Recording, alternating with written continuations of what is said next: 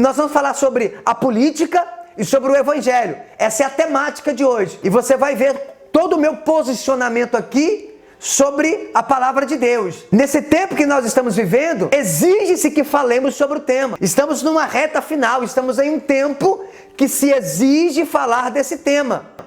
Nós vamos começar falando a respeito de João, capítulo de número 17, a partir do versículo de número 17. Santifica-os na tua verdade, a tua palavra é a verdade. Essa é uma oração de Jesus, mais conhecido como a oração sumo sacerdotal. Jesus, nesse texto, ele está intercedendo pelos discípulos naquele momento. Mas nós vamos observar logo a seguir no texto que Jesus também ele vai interceder em favor de todos aqueles que viriam a crer nele por intermédio da palavra apostólica. Qual é o desejo do nosso Senhor? Que sejamos santificados. E por que o Senhor, ele pede isso? Por que o Senhor, ele faz essa oração de intercessão? Porque Jesus sabia que chegaria um tempo em que a apostasia se instauraria de uma forma muito grande. Nós nunca vivemos um tempo em que a apostasia tem se instaurado tanto como nesses últimos dias. Vivemos em uma geração que se fala muito da palavra de Deus. Se discutem sobre doutrinas, se discutem sobre dogmas, mas são poucos os que têm um desejo genuíno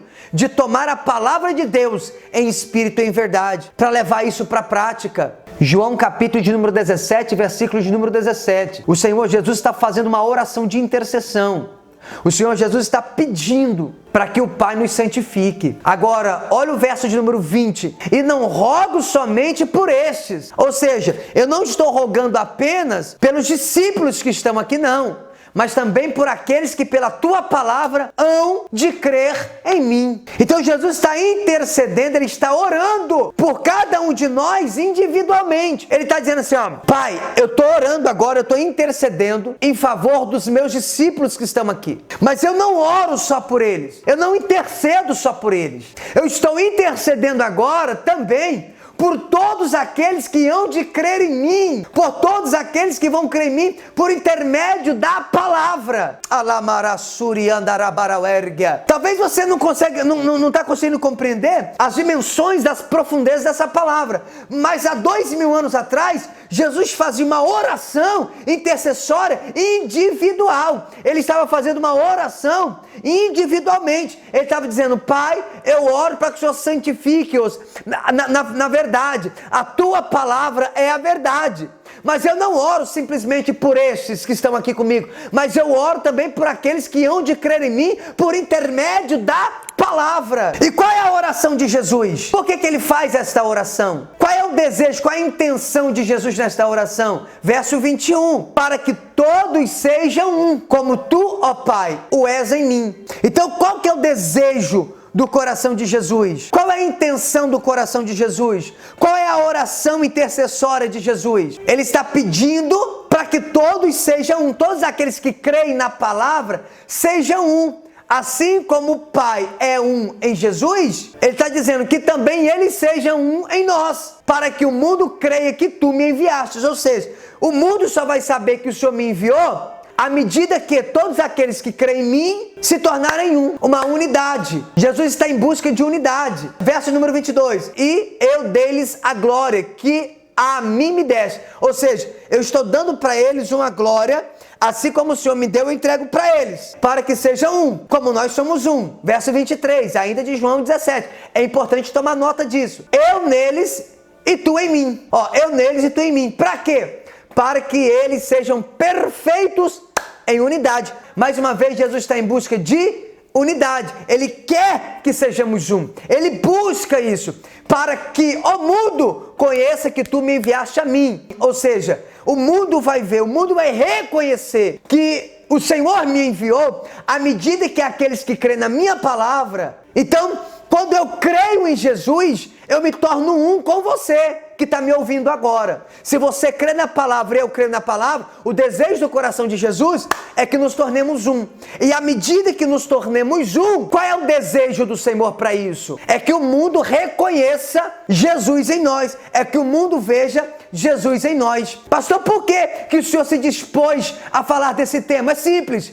Porque o que eu tenho visto são crentes, são pessoas, são igrejas que estão andando errantes, sem direção, no que tange respeito a esse assunto. Então a importância de nos posicionarmos, a importância de nos manifestarmos. Observa, eu tenho uma convicção e eu estou indo em uma direção. E Jesus, como supremo pastor, como bispo das nossas almas, ele tem levantado homens, assim como eu, homens mortais, meros mortais, para ajudar aqueles que estão em maior dificuldade em compreender as coisas concernentes ao Evangelho. Então o Senhor nos levantou, Ele nos chamou, e eu estou indo em uma direção, eu estou indo numa convicção que Deus me deu sobre a Tua Palavra. Então, nesse tempo que vivemos, estamos na era final. Eu tenho falado muito sobre isso aqui. Deixa eu só dar uma pausa aqui para cumprimentar todo o povo aí que está conectado conosco. Mande mensagem aí, pessoal, de onde vocês estão falando, de onde vocês estão nos assistindo, qual é a sua cidade aí. Escute, se você ouvir essa palavra e alguma coisa não mudar em você, irmão, nós podemos abandonar nossa fé, se é que ainda temos fé, né? Mas mande aí de onde vocês estão. Vai glorificando a Deus aí, porque a chapa vai esquentar nessa live. Vai dando glória a Deus aí, pega caneta, papel e Bíblia e vai adorando o Eterno, porque o negócio vai esquentar. Se vocês ainda não compartilharam essa live, é importante que compartilhe. Amém? Se você ainda não compartilhou, compartilhe, que é importante. Mas vamos voltar aqui, gente, o nosso raciocínio. Vamos voltar aqui o nosso raciocínio. Nós estamos falando aqui a respeito da política e falando a respeito do Evangelho. Nós vamos convergir esses dois assuntos hoje. Qual é o ponto de convergência entre esses dois pilares, entre o Evangelho e entre a política? Bom, a história da humanidade, ela se passa por 3 momentos importantes. O desfecho da história bíblica, ela passa por três momentos importantes. É importante você ficar atento a esses detalhes. O desfecho da história começa de Caim a Nimrod, e de Nimrod a nação de Israel, e da nação de Israel a revelação máxima que é Cristo Jesus, amém? Diante de tudo que está acontecendo nesse mundo, eu e você, como homem de Deus e como mulher de Deus, nós não podemos, irmãos, nos perder. Nós não podemos nos perder nesse mundo. A Bíblia diz em 1 João 2,15, não ameis o mundo, nem o que no mundo há. Se alguém ama o mundo, o amor do Pai não está nele. Então o Senhor Jesus está nos despertando. Ele está dizendo assim, você não pode amar o mundo. Mas não é esse mundo cosmos que o texto está dizendo, não. Ele está dizendo o seguinte, você precisa rejeitar essas coisas que te afastam de Deus. Existe uma inimizade entre o mundo e entre Deus. E nós precisamos nos afastar dessas coisas do mundo. Esses comportamentos que nos distanciam da presença de Deus. Então, remontando o contexto aqui da história, Deus criou Adão e Eva. Adão e Eva tiveram Caim e Abel. Caim mata Abel. E Caim saiu da presença do Senhor e foi habitar em Nod. Isso é o que está escrito. Então a história funciona assim. Adão e Eva, vai ter Caim e Abel. Caim mata Abel. Caim foge da presença de Deus. Observa, ele foge da presença do Senhor. Ele vai habitar pelas bandas de Nod. Caim saiu da presença de Deus. Esse é o tipo de alguém que não quer ser servo do Senhor. Porque o próprio Senhor vem dizendo, Caim, onde está o teu irmão Abel?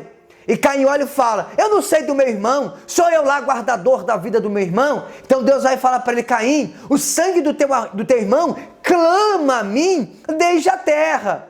O sangue dele está clamando, o sangue dele está reclamando.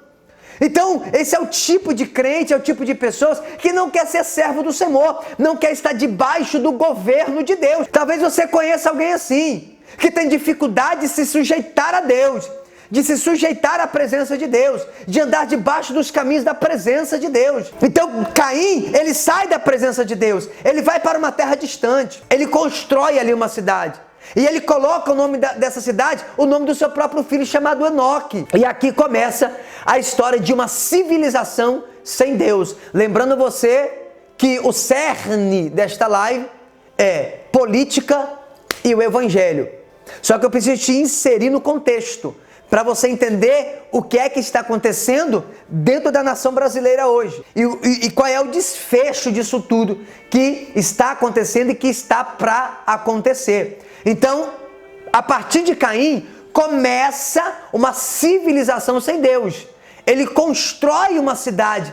E construir cidade traz a ideia de política, até porque a própria palavra política no grego é polis.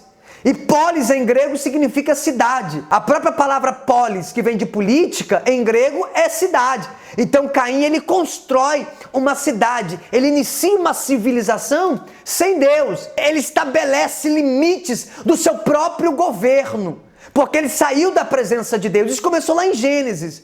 Lá em Gênesis já começa essa ideia de um governo sem Deus, um lugar distante de Deus, onde ele poderia imprimir seu próprio modo de vida e da sua família. Uma civilização extremamente sem a presença do Senhor. E esse é o conceito básico de mundo. É o homem rejeitando a Deus para estabelecer o seu próprio governo sobre a sua própria vida e definir os seus próprios rumos. Alguém que estabelece uma cidade, que levanta um governo, alguém que levanta, alguém que lança os fundamentos de uma civilização sem Deus, está perdido. E esse é o problema. Porque essa separação de Caim da presença de Deus vai culminar em Nimrod, nesse interim em que Caim abandona a presença de Deus. E o desfecho da história vai se dar lá em Nimrod. É nesse interim que todas as nações, daquele mesmo modelo, né?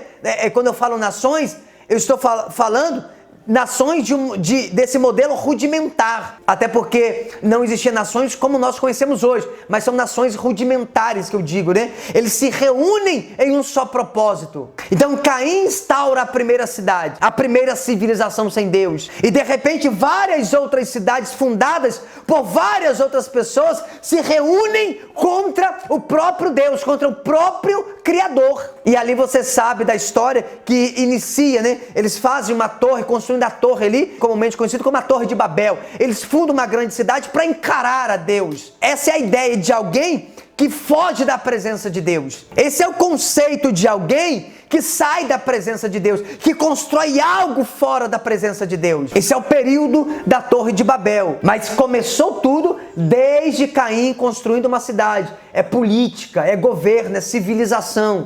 É uma nação rudimentar. Consegue compreender? E ali na Torre de Babel, eu nem preciso falar para você o que aconteceu, porque você já sabe. Dali se deu uma grande rebelião e os povos se dispersaram por toda a terra, se dividindo em várias línguas. Ali nasce o mundo gentílico, que segundo Paulo, esse mundo gentílico é o mundo sem Deus. É o mundo sem Deus no mundo. Então existe um mundo no mundo que é o mundo sem Deus. É o mundo peregrino, o mundo sem direção, o mundo sem esperança, o mundo sem luz, o mundo sem a presença do Eterno. Tudo isso começou lá em Caim e o desfecho da história vem permeando por eras.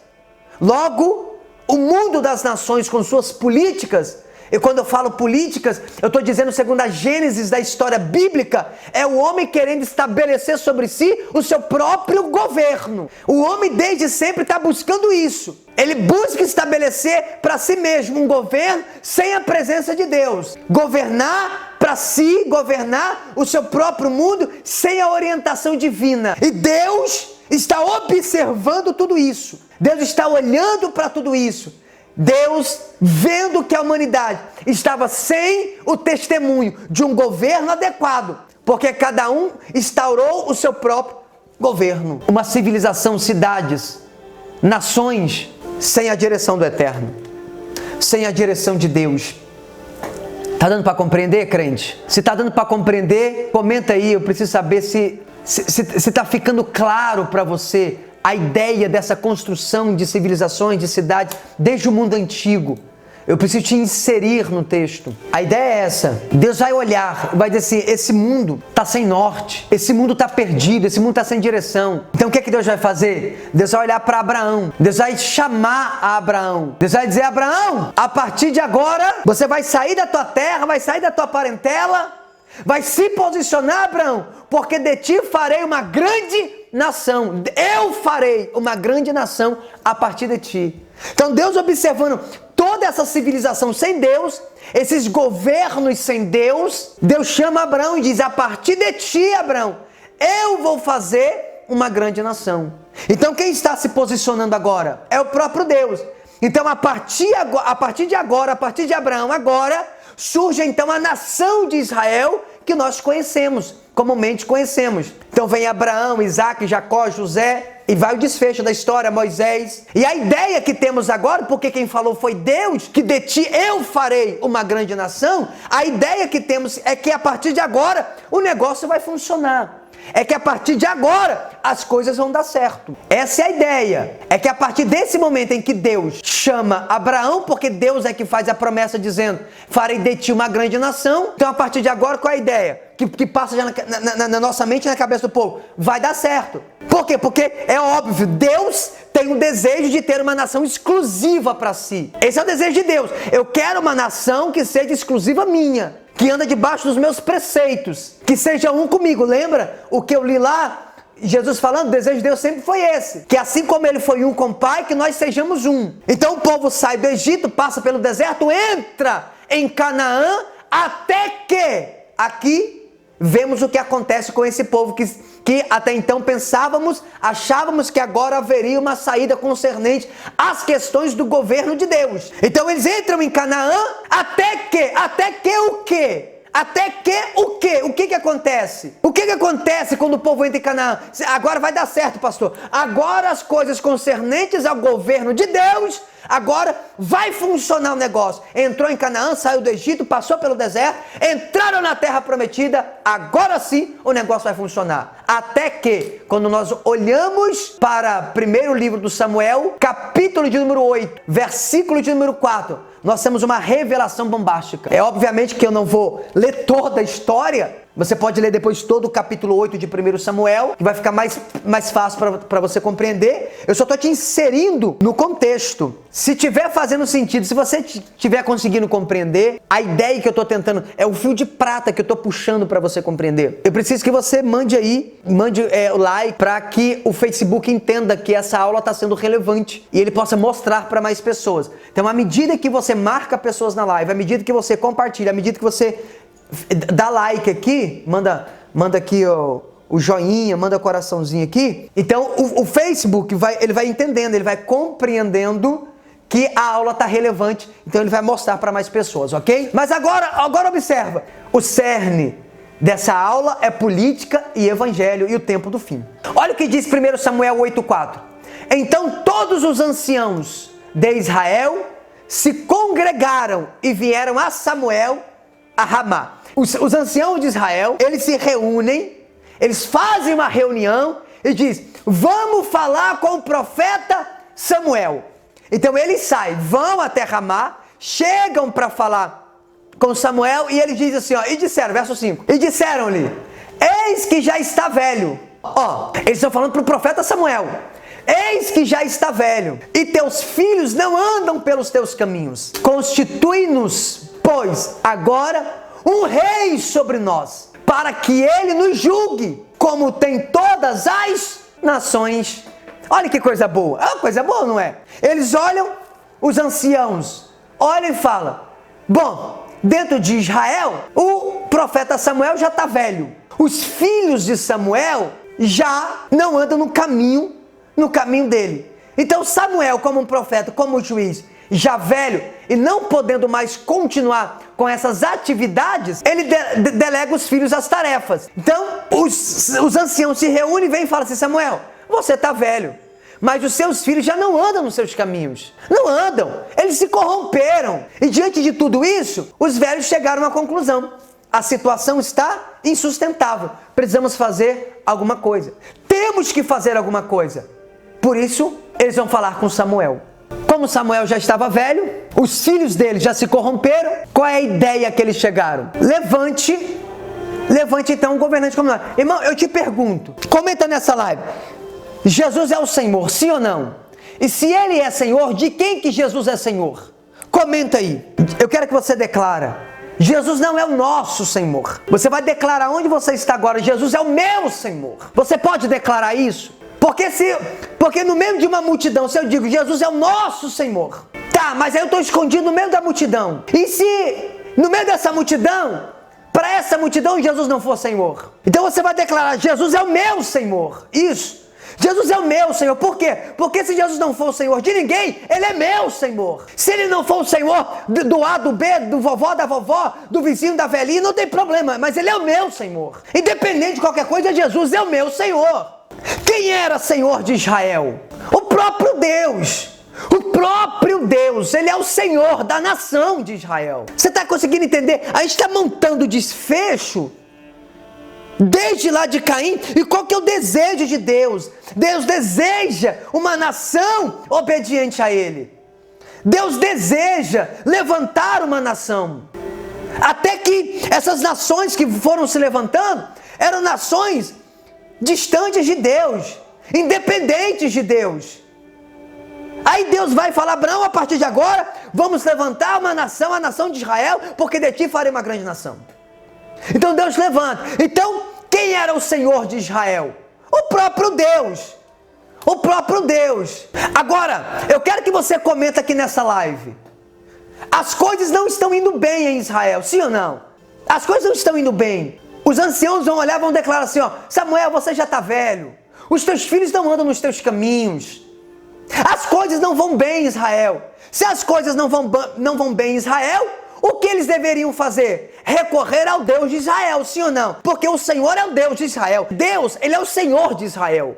Deus, Ele é o Senhor de Israel. E uma vez que as coisas em Israel não andam bem, o que eles deveriam fazer? Recorrer ao Deus de Israel, sim ou não, gente? Sim ou não? Se Deus é o Senhor de Israel, e se as coisas não vão bem em Israel, eles deveriam recorrer ao Deus de Israel, ao Senhor de Israel.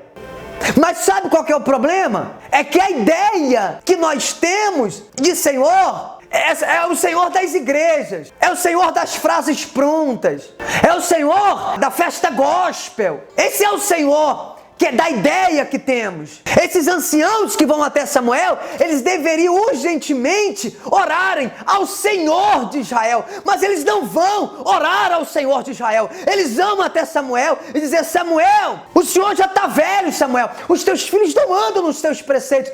Ele levanta, erga um rei sobre nós, como fazem as nações vizinhas. Deixa eu falar algo para você. Nós estamos caminhando para o segundo turno, e muitas pessoas estão insatisfeitas com tudo que está acontecendo. Cada um com medo de acontecer exatamente o que eles não querem que aconteça. Cada um com a sua própria razão. Mas sabe o que eu vejo diante de tudo isso? Sabe qual é a ideia que eu cheguei diante de tudo isso? Você sabe o que é que eu vejo diante de tudo isso? É uma geração de abelhas tontas, desesperadas, picando umas às outras. Você entra nas mídias sociais, parece um grupo de abelhas enfumaçadas que não sabe para onde vai, que ficam picando umas às outras, ferindo umas às outras. Isso nos chama muita atenção, porque se as coisas não apontam para a direção que você deseja, que segundo o seu próprio entendimento é a coisa certa, é hora de fazer como fizeram os anciãos? É isso mesmo? Está correto? É para fazer como fizeram os anciãos, ir até Samuel e dizer: Samuel, você está velho, os seus filhos se corromperam, diante das direções que tudo está apontando. É hora de fazer como fizeram esses anciãos, ou é hora de se voltar ao seu Senhor? O meu espírito está abalado. Ou a gente resgata os princípios da igreja de uma vez por todas, ou nós deixaremos de ser igreja, porque não dá para continuar no meio do caminho. Precisamos ter um posicionamento claro, e esse posicionamento vai depender de como você se identifica. Qual é a sua identidade? Você é filho de Deus? Você é servo de Deus? Você é discípulo de Deus? Você é membro do corpo de Cristo? Ou o quê? Pesado, né?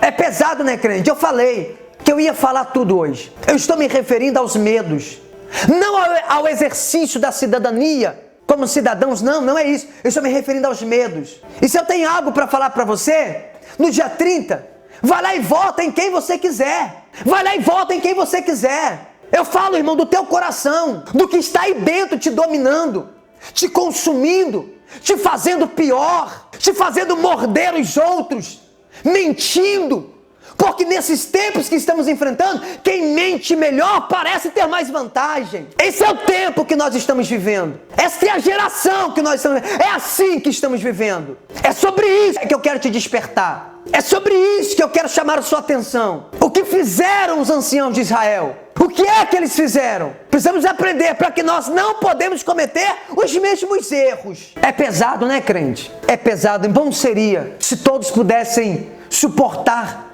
as verdades do Evangelho. 1 Samuel, capítulo 8, verso 4.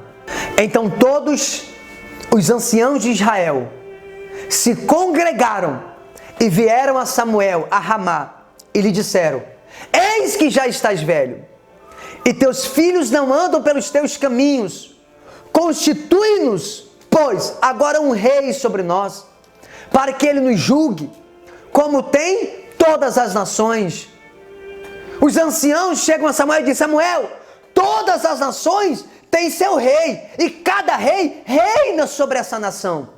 Cada rei reina sobre a própria nação. E você, Samuel, já está velho. Seus filhos estão corrompidos. Ou não é o mesmo cenário que você vê? Constitui-nos, Samuel, agora um rei que reine sobre nós, como acontece a todas as nações. Nem todos podem suportar essa verdade, porque nós vivemos uma geração de crente que gosta de melzinho na boca. É disso que gosta. Agora a verdade que confronta, agora a verdade que massacra o nosso próprio ego, nós não estamos acostumados com isso. Mas olha a resposta de Samuel para esses anciãos. Versículo de número 6. Porém esta palavra pareceu mal aos olhos de Samuel, quando disseram: dá-nos um rei para que nos julgue. Isso pareceu mal aos olhos do profeta Samuel. Quando eles pediram: Samuel, dá-nos um rei, isso pareceu mal aos olhos de Samuel. E que Samuel diz: e Samuel orou ao Senhor. Eu vou repetir: e Samuel orou ao Senhor. Irmão, Samuel tinha um Senhor e ele orou ao seu Senhor. Verso de número 7. E disse o Senhor a Samuel: ouve a voz do povo em tudo quanto te dizem, pois não tem te rejeitado a ti, Samuel, antes a mim me tem rejeitado, para eu não reinar sobre eles. Nós somos uma geração que diz conhecer muito. Falamos muito a respeito da graça de Deus. Uma geração de liderança, uma geração de pastor, uma geração de crente, uma geração de pregador, que se fala muito em conhecer o Cristo. Mas Samuel, mesmo sem conhecer o Cristo revelado em pessoa, ele orou ao Senhor. Samuel, ao invés de ficar brigando, quem é que vai reinar sobre nós? Samuel foi orar ao Senhor. E sobre mim, quem vai reinar é o Senhor Jesus. E eu declaro sobre a tua vida que está aqui nessa live, eu declaro sobre a tua vida, quem vai reinar sobre você é o Senhor Jesus. Lamai, que anda, lablassuri, anda, rabaracandaraia. Temos que parar de ficar brigando quem é que vai reinar sobre nós. Rejeitaram ao Senhor. E se você continuar lendo, você vai ver que o Senhor fala para Samuel: Samuel, antes de você entregar esse rei para o povo, diga ao povo que eles precisam saber quais são os direitos do rei, o que o rei vai fazer com eles. Ou seja, o rei que vocês vão escolher no dia 30 vai fazer alguma coisa com vocês. E vocês têm que estar atentos para isso. A minha sugestão diante de tudo isso, a minha sugestão para você é: vai no dia 30 e vote em quem você quiser, segundo a sua consciência, com pureza de coração, com integridade de consciência. E quando você sair de lá, você ora ao Senhor dizendo: Senhor, tenha misericórdia dessa pessoa em quem eu acabei de votar, mas a minha vida está sendo governada pelo Senhor. Não é homens que vão governar a minha vida, é o Senhor que vai governar a minha vida. Não vai com presunção, achando que você vai votar no dia 30, no dia 31, você vai sair para comer picanha, porque não vai. Porque quem nos dá o alimento é o Pai Celestial. É Ele quem nos veste, é Ele quem nos alimenta, é Ele que nos dá vida. Não vai votar em fulano pensando que vai comer picanha, porque o Senhor sabe de tudo que você precisa. E se precisar permitir você passar por uma luta, Ele vai permitir porque será necessário. E não vote também pensando que no dia 30 você vai votar e no dia 31 você vai sair de lá com uma Glock na mão. Se o Senhor não guardar a casa, como diz a Bíblia, você em vão guarda a sua Glock ou o seu 38. Não, pastor, eu vou votar no dia 30 porque no dia 31 vou estar comendo picanha. Não vai! Mentira! Não, pastor, eu vou votar no dia 30 porque no dia 31 eu vou estar armado com 38. Mentira! Não vai! Não vai! Se Deus não guardar a cidade, em vão vigia aqueles que guardam. Eu não estou aqui para definir a vida de ninguém. O meu ministério que Deus me confiou não é para definir a vida de ninguém. Deus me levantou para ensinar o Evangelho. Nós mostramos o Evangelho. Nós mostramos a palavra de Deus. A palavra de Deus é assim. Se achar que é bom, siga. Se achar que não é bom, abandona. Pula fora. Mas precisamos de uma vez por todas deixarmos de ser irracionais. Eu estou falando para você do Evangelho. Eu estou falando do Evangelho para você. Isso serve para o armamento, isso serve para a picanha. Serve para o armamento e serve para a picanha. Eu estou falando para você do Evangelho de Cristo. Samuel deu ao povo um rei, Saul, um homem segundo o coração da nação. E você sabe o desastre que foi. Agora deixa eu falar algo para você. Anote o que eu estou te falando. Qualquer homem que entrar no Brasil hoje será um homem segundo o coração da nação. O coração da nação brasileira está dividido entre dois homens. Não acredite no homem. Não faça do homem o seu braço, a sua força. Não confie o homem no seu próprio braço. Homens mentem para ganhar uma eleição, fazem pacto e até vendem a alma para o diabo. Se é para ganhar, qualquer coisa serve. Mas pastor, é que tem um lado que está defendendo o Evangelho. E quem diz que o Evangelho precisa de defesa? A palavra de Deus, ela por si só se defende. A palavra de Deus não precisa de defesa. Nós não temos muito o que fazer, obviamente, pois vivemos em um país capitalista. Mas o Evangelho de Jesus tem um olhar para quem precisa. Jesus, o olhar dele é para quem necessita. Mas não é dando cesta básica, Bolsa Família ou auxílio de governo, porque isso não vai te ajudar em nada. Isso é apenas uma forma de manter essas pessoas na pobreza. Porque o que dá integridade ao homem é educação. Anote isso. O que dá integridade ao homem é educação. Sem educação, ninguém vai sair da pobreza. Olhar para o pobre, portanto, não é usá-los como massa de manobra. É revoltante. E eu falei que nessa live hoje, eu ia falar tudo que estava engasgado. Está na hora de nos atentarmos. Políticos que vendem a alma para o capeta usam a classe pobre como massa de manobra. Mas a Bíblia o tempo todo, ela está a falar desde juízes, reis, grandes e poderosos, diz a Bíblia, não praticavam a justiça, nem para com o órfão e nem para com a viúva. Eles mentem. Saul foi um homem segundo o coração da nação, e deu no que deu, e ele perdeu o reino. Então Deus olha e diz, vou levantar um homem agora segundo o meu coração. Mas olha, o povo pediu um rei, Deus deu um homem rei, que era Saul. Ainda falou, isso aí está errado, mas dá, é o que o povo quer. Agora o povo não pede. Deus fala que vai dar um rei e dá outro homem. A minha visão, diante de tudo isso, de Davi para Saul, não mudou muita coisa. Ah, pastor, Davi foi um grande homem, foi um homem adúltero, assassino, derramou sangue inocente, não pôde nem edificar a casa para Deus, porque Deus não aceitou a casa vindo da mão de Davi, porque tinha sangue inocente nas suas mãos. Deus disse que vai levantar um homem segundo o seu coração e me levanta Davi. De Davi e Saul, é mais ou menos assim, sai direita, entra esquerda, sai esquerda, entra direita. Como é que eu poderia confiar em Davi? Vai que ele entra na minha casa e faz com a minha mulher o que ele fez com a mulher de Urias, e ainda manda me matar, como mandou matar Urias. E Davi não pode ser o homem segundo o coração de Deus. Porém, entretanto, todavia, Davi só podia ser um homem segundo o coração de Deus, enquanto protótipo, enquanto símbolo do rei verdadeiro que estava para vir. Davi é o homem segundo o coração de Deus, mas ele é apenas um protótipo do verdadeiro rei que estava por chegar. E no Salmo 89, verso 1 ao 4 está escrito: as benignidades do Senhor cantarei perpetuamente, com a minha boca manifestarei a tua fidelidade de geração em geração.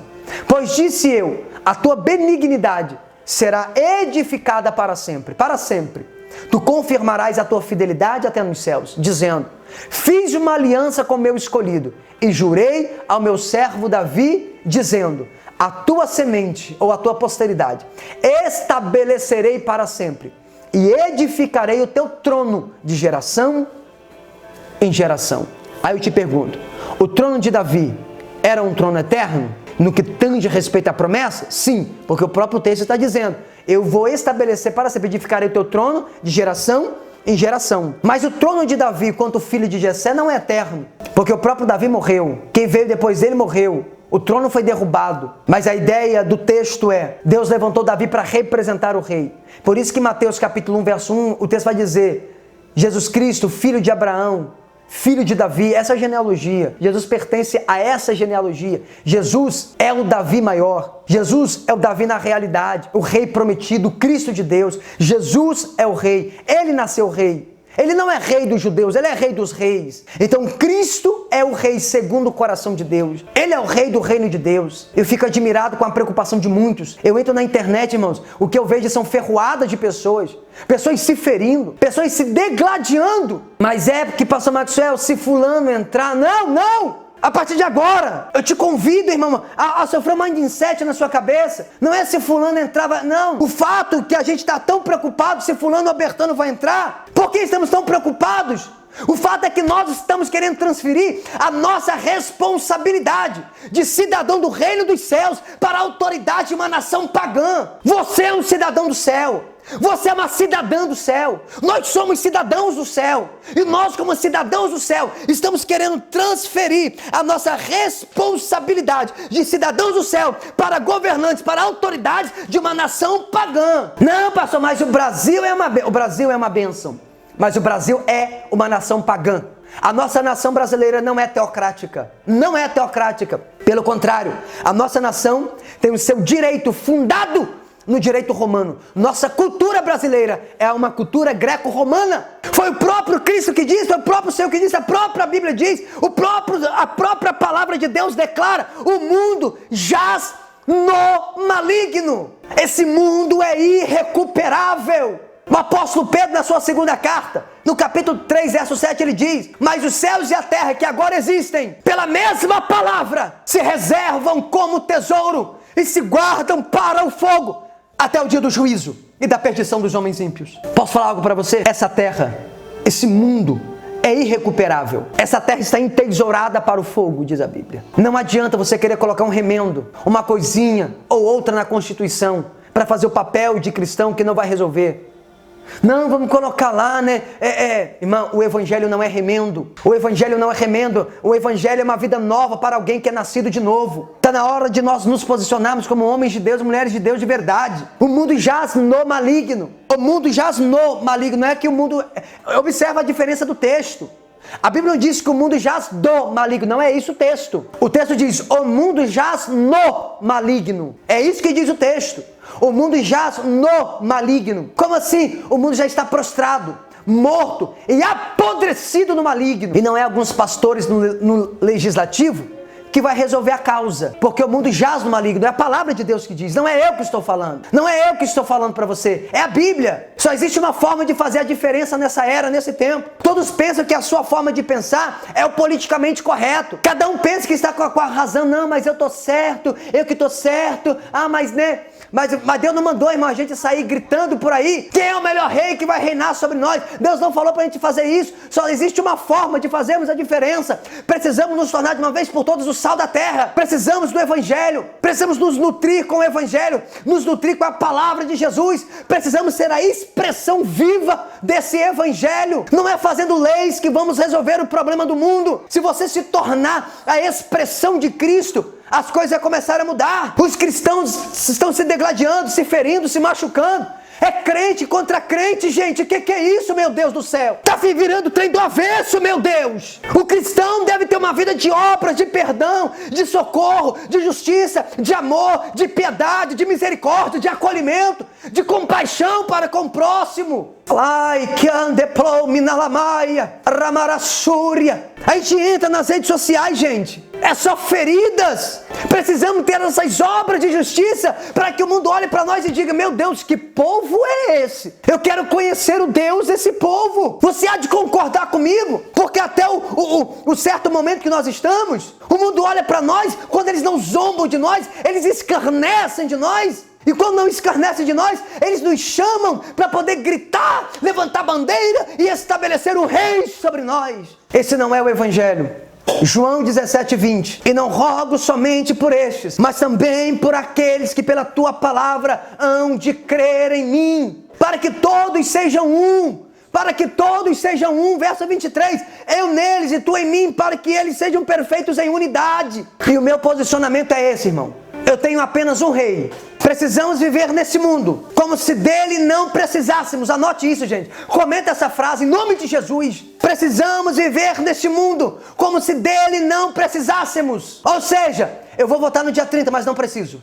Eu vou lá votar, mas não preciso. Eu vou e cumpro os meus deveres. Faço minhas obrigações, mas a minha esperança está no Senhor. O que é que estamos dizendo para Jesus quando fazemos o que estamos fazendo?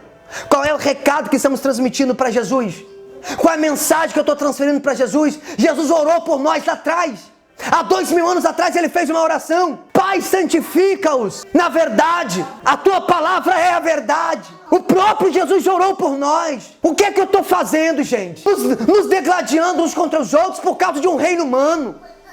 Estamos nos ferindo por causa de um reino humano. Agora você não vê gente brigando por causa do Evangelho. Estamos aniquilando a oração que Jesus fez e mandando um recado para Jesus que a oração que ele fez não serve para nada.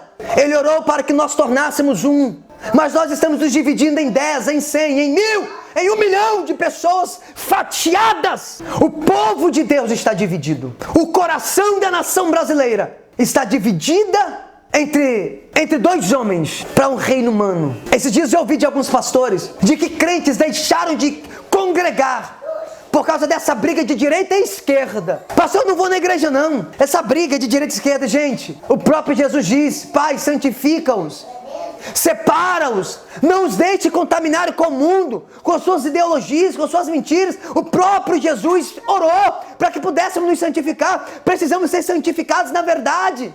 Precisamos, crente, voltar a orar com simplicidade. Senhor, tenha misericórdia de nós. Irmão, não ora por ninguém sem antes orar por você.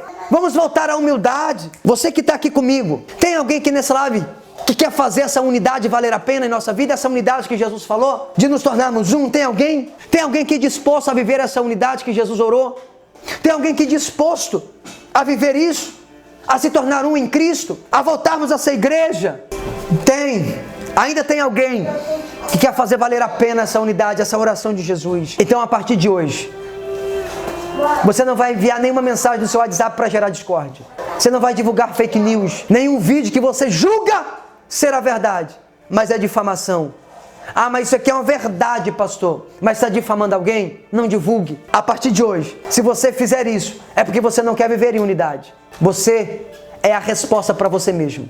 Vamos continuar orando para que Deus tenha misericórdia do Brasil, para que Ele tenha misericórdia daqueles que sofrem com miséria, com regimes autoritários, com roubos, com mentiras. Mas é ladrão, fala muito palavrão. Meu irmão, esquece. Chamar de idiota, de maldito, de burro não vai mudar as coisas. Vamos orar por eles. Se você tem alguma convicção que você acha justa, ore: Senhor, tenha misericórdia do meu irmão e ilumine a sua consciência. Traga luz na consciência dele, traga clareza na consciência dele. Então, nesse momento, nada podemos fazer pelo mundo que Cristo não tenha feito primeiramente a nossa vida. Anote isso.